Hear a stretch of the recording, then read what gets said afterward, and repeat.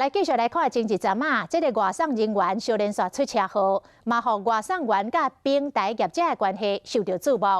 劳动部即摆定出着劳动契约认定的指导原则，列出25个项目。这个符合的项目愈多，就表示愈来接近着雇佣的关系。劳工会当家己来检视，提出着申诉。啊，针对这个指导的原则 ，Uber Eats 讲因搁咧研究，阿那夫 Panda 暂时无回应。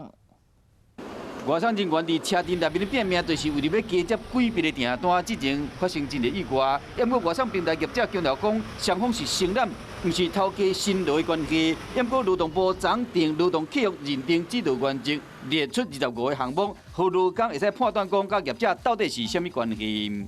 让这个劳工行政的一个伙伴未来在做一个申诉检查或是这个个案的一个处理，可以比较清楚明确的一个判断。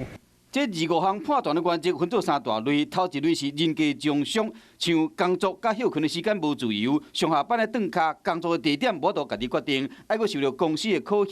第二类是经济奖赏，像 工作时用的设备是由公司提供的。第三类是组织的奖赏，像工作爱分工才有度完成，爱个白班加值班，若是符合的项目愈多，就愈成雇佣关系。如果他管理模式是一致的，那还是希望业者可以尽速的依照我们的这个检核的一个原则跟这个检核表来去做一个清楚的厘清。